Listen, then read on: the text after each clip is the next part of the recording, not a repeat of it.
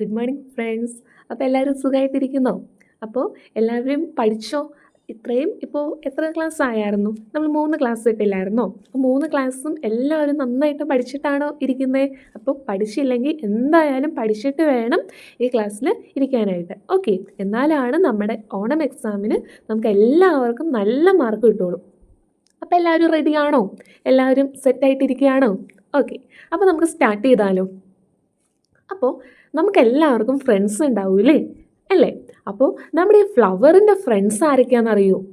ആരൊക്കെയായിരിക്കും? ഒന്ന് ഗസ് ചെയ്തേ. ഇപ്പോൾ ചിന്തിക്കേണ്ടോ ഫ്ലവറിൻ്റെ ഫ്രണ്ട്സോ? അതാരാ ഇപ്പോൾ ഒന്ന് ചിന്തിക്കേണ്ട ആരെങ്കിലും? അപ്പോൾ നമ്മുടെ ഫ്ലവറിനും ഉണ്ടെന്നേ ഫ്രണ്ട്സ്. നമുക്ക് ആ ഫ്രണ്ട്സ് ആരൊക്കെയാണെന്ന് നമുക്ക് വൈകി മനസ്സിലാവും കേട്ടോ. അപ്പോൾ ഇന്ന് പഠിപ്പിക്കുന്നത് നിങ്ങൾ പഠിക്കുക, അതിനോടൊപ്പം തന്നെ നിങ്ങൾ നോട്ട് എഴുതണം. ഓക്കെ, എന്നാലാണ് നമ്മുടെ പരീക്ഷയ്ക്ക് എന്ത് കിട്ടുള്ളൂ? ഫുൾ മാർക്ക് കിട്ടുള്ളൂ. ഓക്കെ, അപ്പോൾ നോക്കിക്കേ, എന്ത് രസമല്ലേ ഈ ഫ്ലവർ കാണാനായിട്ട്. 2 ഫ്ലവേഴ്സ് ഉണ്ട്. ഒരു ഫ്ലവറിലൊരു ബേർഡ് വന്നിരിക്കുന്നു, വേറൊരു ഫ്ലവറിലൊരു ബട്ടർഫ്ലൈ വന്നിരിക്കുന്നു. അല്ലേ, എന്തിനായിരിക്കും ഇവരിങ്ങനെ വന്നിരിക്കുന്നത്? എന്തിനായിരിക്കും? ഒന്ന് ചിന്തിച്ചു നോക്കിയേ. തേൻ കുടിക്കാനായല്ലേ? അപ്പോൾ തേൻ കുടിക്കാൻ വേണ്ടിയായിരിക്കുമല്ലേ ഈ ബേർഡും അതുപോലെ തന്നെ ഈ ബട്ടർഫ്ലൈയും ഈ ഫ്ലവറിൽ വന്നിരിക്കുന്നതല്ലേ? അപ്പോൾ ഈ ശരിക്കും നമ്മൾ തന്നെ ഈ ഫ്ലവർ കാണുമ്പോൾ നമ്മൾ തന്നെ അട്രാക്റ്റ് ആവുന്നു അല്ലേ? നമുക്ക് ഒരു കൗതുകം തോന്നുമല്ലേ ആ ഫ്ലവറിലേക്ക് നോക്കാനായിട്ട് അല്ലേ? അതെന്തായിരിക്കും കാരണം? യെസ്, നല്ല രസമുണ്ടല്ലേ അതിൻ്റെ കളറായിക്കോട്ടെ, പിന്നെ ഇപ്പോൾ എന്താ സ്മെല്ലും കൊണ്ട് നമ്മൾ ആ ഒരു ഫ്ലവറിലേക്ക് നമ്മളൊന്ന് അട്രാക്റ്റ് ആവൂലേ? അതായത് നമ്മൾ നല്ല കൗതുകപൂർവ്വം നമ്മൾ നോക്കൂലേ? അതുപോലെ നമ്മുടെ ബേർഡ്സിനെയും അതുപോലെ തന്നെ ഇൻസെക്ട്സ് അവരെയൊക്കെ എന്താണ് ആ ഫ്ലവറിൻ്റെ ബ്രൈറ്റ് കളർ അല്ലെങ്കിൽ അതിൻ്റെ ആ ബ്യൂട്ടി കൊണ്ട് ഇവരെയൊക്കെ അട്രാക്റ്റ് ചെയ്യും. മനസ്സിലായോ?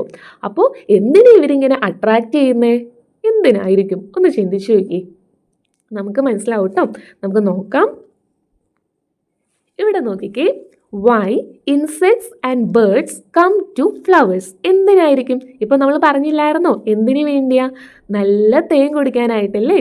അപ്പോൾ അതിന് നമ്മൾ എന്നാ ഇംഗ്ലീഷിൽ പറയുന്നത്? നെക്ടർ. അപ്പോൾ ഫ്ലവേഴ്സ് ഗീവ് നെക്ടർ. എല്ലാവരും ഒന്ന് പറഞ്ഞേ, ആ വേർഡ് നിങ്ങൾ പഠിച്ചു വയ്ക്കുക. നെക്ടർ. ഓക്കെ ആണോ?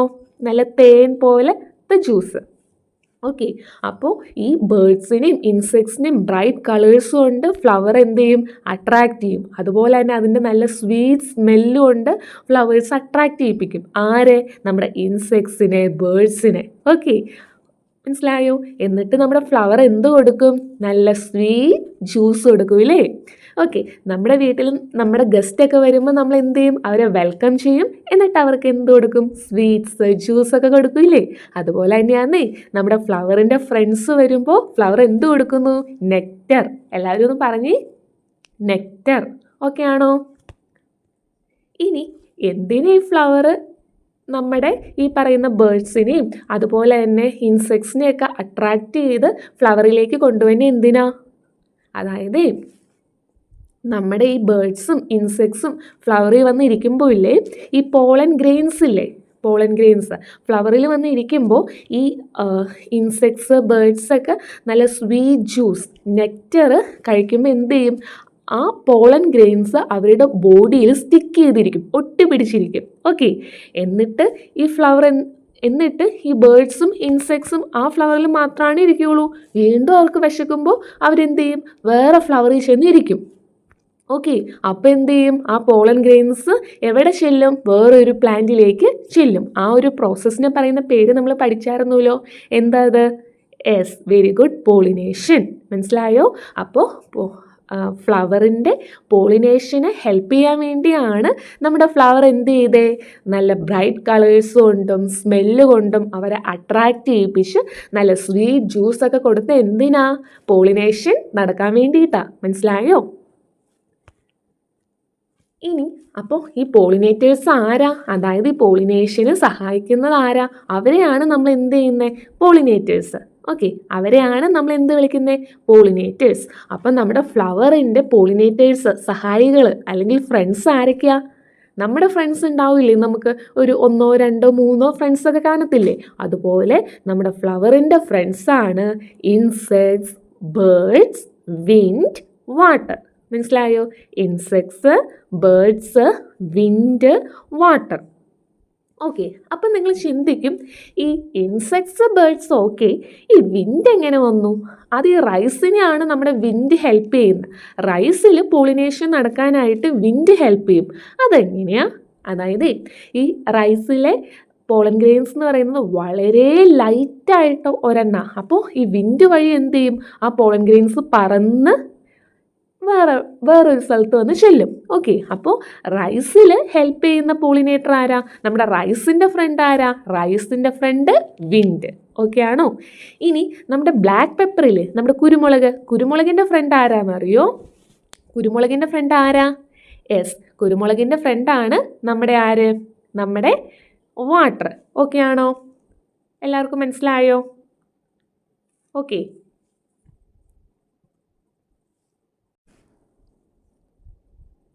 അപ്പോഴേ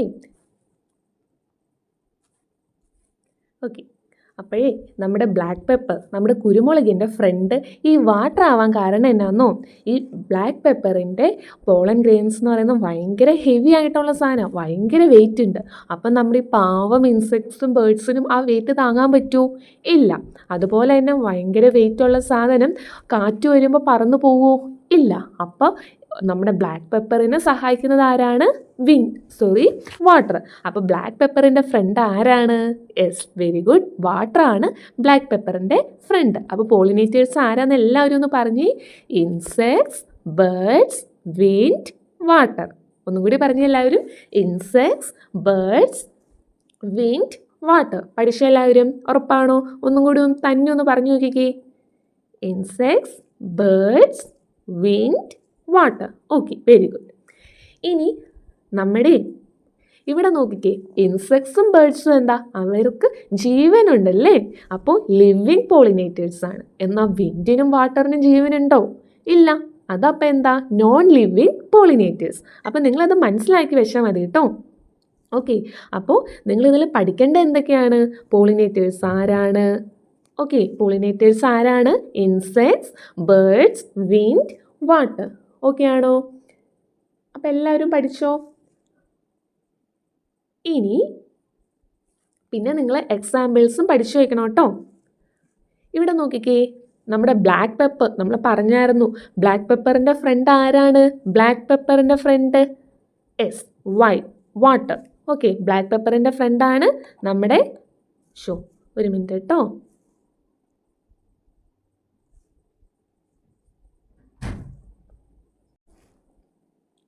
അപ്പോൾ ബ്ലാക്ക് പെപ്പറിൻ്റെ ഫ്രണ്ട് വാട്ടർ. ഓക്കെ ആണോ? ഇനി റൈസിൻ്റെ ഫ്രണ്ട് ആരാ? യെസ്, റൈസിൻ്റെ ഫ്രണ്ടാണ് വിൻഡ്. ഓക്കെ, അപ്പോൾ എല്ലാവരും പഠിച്ചോ? അപ്പോൾ എന്തായാലും പോളിനേറ്റേഴ്സ് ആരൊക്കെയാണ് എന്ന് എന്തായാലും പഠിച്ചു വയ്ക്കുക കേട്ടോ. അപ്പോൾ അതുപോലെ തന്നെ ബ്ലാക്ക് പെപ്പറിൻ്റെ പോളിനേറ്റർ ആരാന്നും റൈസിൻ്റെ പോളിനേറ്റർ ആരാന്നും പഠിച്ചു വയ്ക്കണം. ഓക്കെ, അപ്പോൾ എല്ലാവരും ഇത്രയും ക്ലിയർ ആക്കിയോ? അവസാനം ചോദ്യം ചോദിക്കുകയും പിന്നെ എങ്ങനെയാണ് നമ്മുടെ ഫ്ലവർ ഈ പറയുന്ന ബേർഡ്സിനെയും ഇൻസെക്ട്സിനെയും അട്രാക്റ്റ് ചെയ്യുന്നതെന്നുള്ള കാര്യം പഠിച്ചു വയ്ക്കുക. എങ്ങനെയാണ്? Flower have bright colours, flower have smell, പിന്നെയോ ഫ്ലവർ പ്രൊവൈഡ്സ് നെക്ടർ, അല്ലെങ്കിൽ നല്ല സ്വീറ്റ് ജ്യൂസ് പ്രൊവൈഡ് ചെയ്യും. ഓക്കെ, അങ്ങനെയാണ് നമ്മുടെ ഫ്ലവർ നമ്മുടെ ഇൻസെക്ട്സിനെയും ബേർഡ്സിനെയും പോളിനേഷന് ഹെൽപ്പ് ചെയ്യാൻ വേണ്ടി നമ്മുടെ ഇൻസെക്ട്സിനെയും ബേർഡ്സിനെയും വിളിക്കുന്നത്. ഓക്കെ ആണോ? അപ്പോൾ എല്ലാവരും തന്നെ ഒന്ന് പറഞ്ഞേ. Which are the pollinators you have come to know about so far? തൊട്ട് മുന്നേ പഠിപ്പിച്ച പോളിനേറ്റേഴ്സ് ഏതൊക്കെയാണ്? എല്ലാവരും മിടുക്കനായിട്ടൊന്ന് പെട്ടെന്ന് പറഞ്ഞേ. തന്നെ ഒന്ന് പറഞ്ഞു നോക്കിക്കേ. എല്ലാവരും ഉറക്കെ പറഞ്ഞേ. എല്ലാവരും പറയണം കേട്ടോ. എല്ലാവരും ഒന്ന് പറഞ്ഞേ.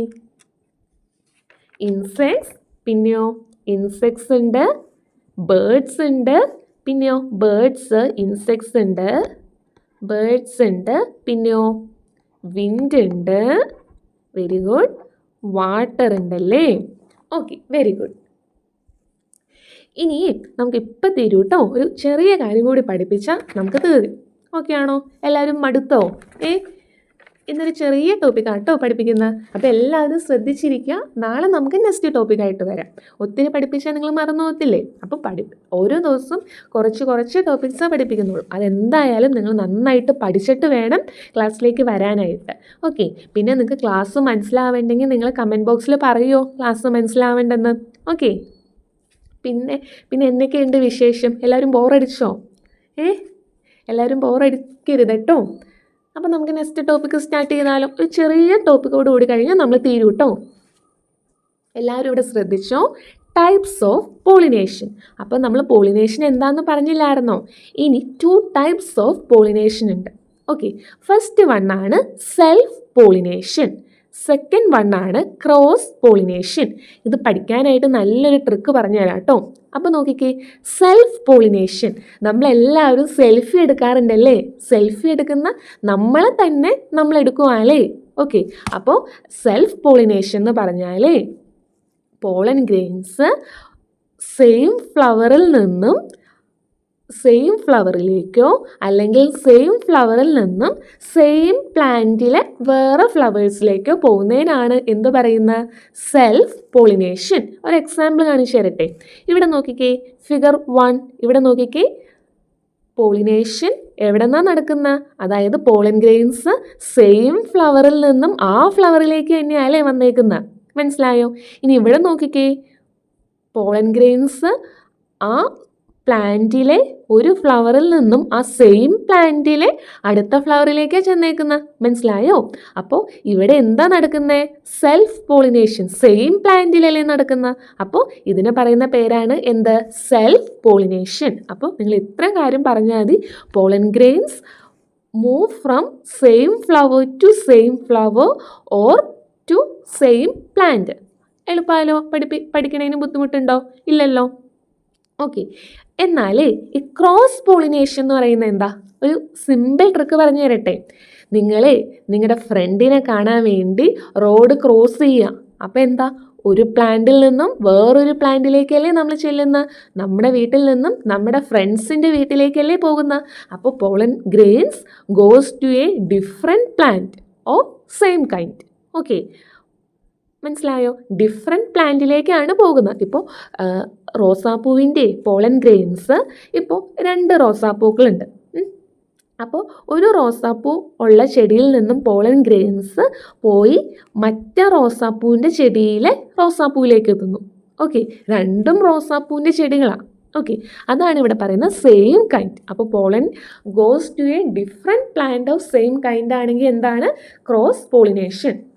നിങ്ങൾ മറന്നു പോവോ? സെൽഫ് പോളിനേഷൻ നമ്മൾ ഓർക്കണം? നമ്മൾ സെൽഫി എടുക്കുന്നു, നമ്മളെ തന്നെ. ഓക്കെ, ക്രോസ് പോളിനേഷൻ നമ്മൾ ക്രോസ് ചെയ്ത് നമ്മുടെ ഫ്രണ്ട്സിൻ്റെ അടുത്തേക്ക് പോകണം. അപ്പോൾ ഡിഫറെൻറ്റ് പ്ലാന്റിലേക്കാണ് ചെല്ലുന്നത്. എല്ലാവരും മനസ്സിലായോ?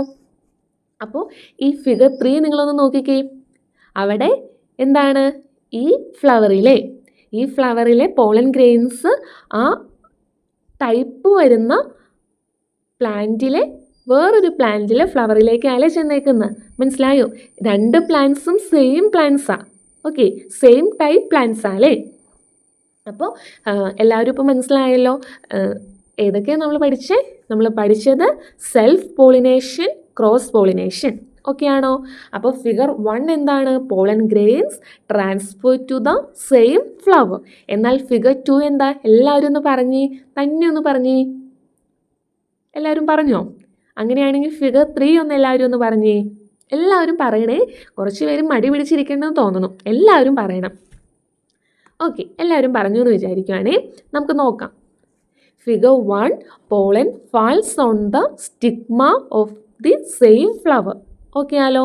ഫിഗർ 2 എന്താ പറയുന്നത്?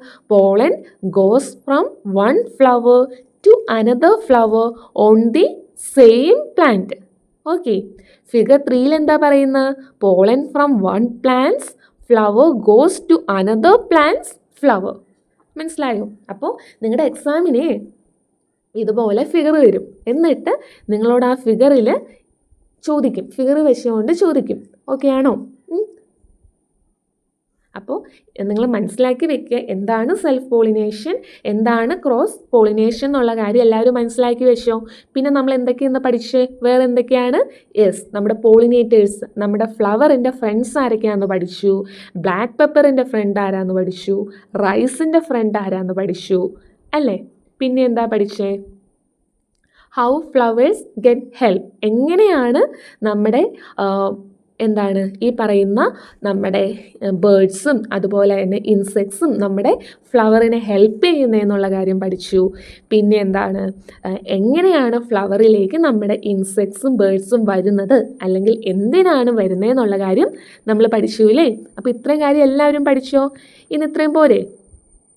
നെക്സ്റ്റ് ഡേ നമുക്ക് എന്താണ് ആഫ്റ്റർ പോളിനേഷൻ. ഇപ്പോൾ എന്താണ് പോളൻ ഗ്രെയിൻസ് വന്ന് എത്തിയിട്ടുണ്ട്. ഓക്കെ, ഇനി എന്താണ് സംഭവിക്കുന്നതെന്നാണ് നമുക്ക് പഠിക്കേണ്ടത്. എങ്ങനെയാണ് നമ്മുടെ ഫ്രൂട്ട്സ് ഫ്ലവർ ഒക്കെ ഉണ്ടാകുന്നതെന്നാണ് നമ്മൾ നോക്കുന്നത്. ഓക്കെ ആണോ? അപ്പോൾ ഇത്രയും കാര്യം എല്ലാവരും പഠിച്ചോ? മിടുക്കരായിട്ട് നോട്ട് എഴുതിയെടുക്കണം.